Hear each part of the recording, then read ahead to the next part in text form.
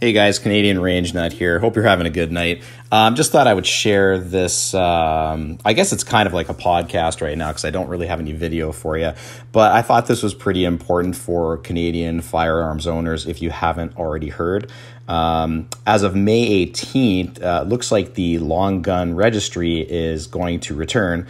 And it's not actually called a long gun registry. It is hidden in the guise of the retailers who are going to be tracking legal firearms owners. But I just want to let you hear from the horse's mouth himself, and I just want to talk about it for a little bit after that.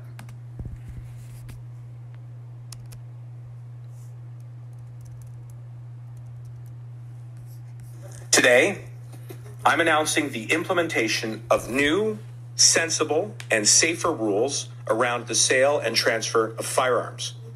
First, effective May 18, individuals and businesses transferring or selling a non-restricted firearm will need to confirm the purchaser's identity and validate that they hold and are still eligible to hold an appropriate firearms license, validate the transferee's license information to the registrar of firearms to avoid fraud and confirm that the license has not been revoked or suspended, and obtain a reference number from the registrar in order to proceed with the acquisition.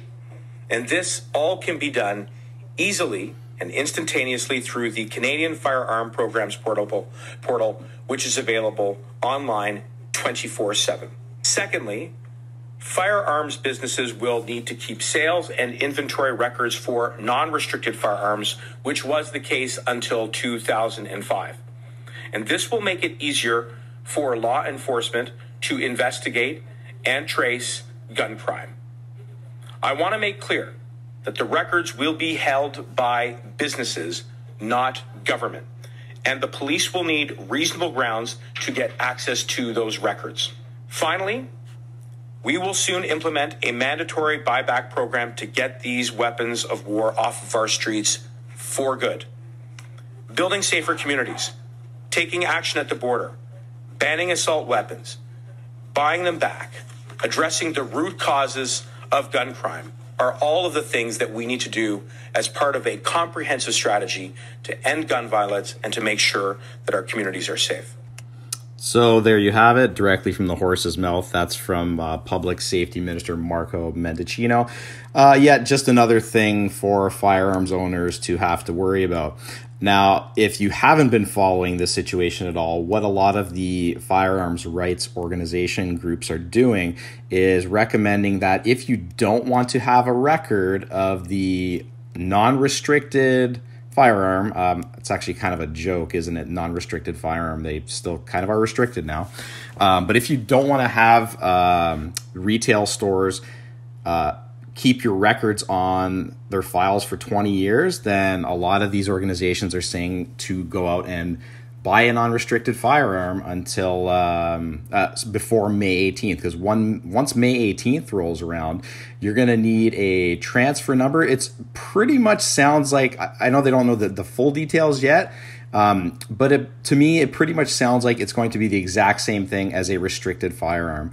I did a video previously talking about the National Firearms Association, and I went into a bit of detail about that. Guys, join one of these organizations because this is just going to get worse. We've got 3 more years of a Liberal NDP government, so there's no chance of an election coming up. Then you've got the Ontario provincial Liberals wanting to ban handguns completely, which I don't think they'll get into power anyway in Ontario, but that's beside the point. As usual, though, law-abiding firearms owners are being punished instead of going after the real criminals who don't even use a licensed, a legal firearm. And it's funny because as I read the comments from the video that I just played for you guys, it seems like even people who are not firearms owners are kind of seeing through the BS on this stuff, which is actually quite nice to see.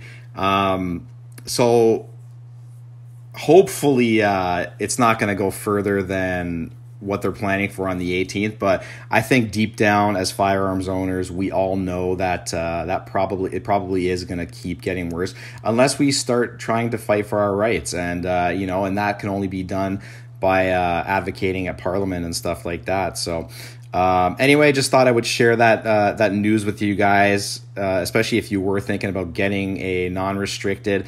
Maybe now's the time to go get one. I know I've been thinking about getting another one.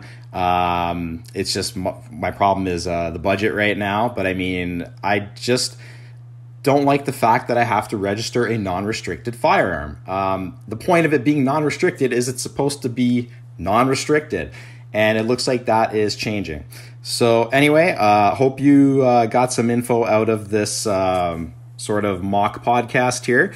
Let me know what you guys think of this situation in the comments below as well. And as usual, please remember to subscribe and like this video if you got anything out of it. Anyways, thanks a lot, guys. Have a great night. And Canadian Range Net here, and I'll talk to you soon.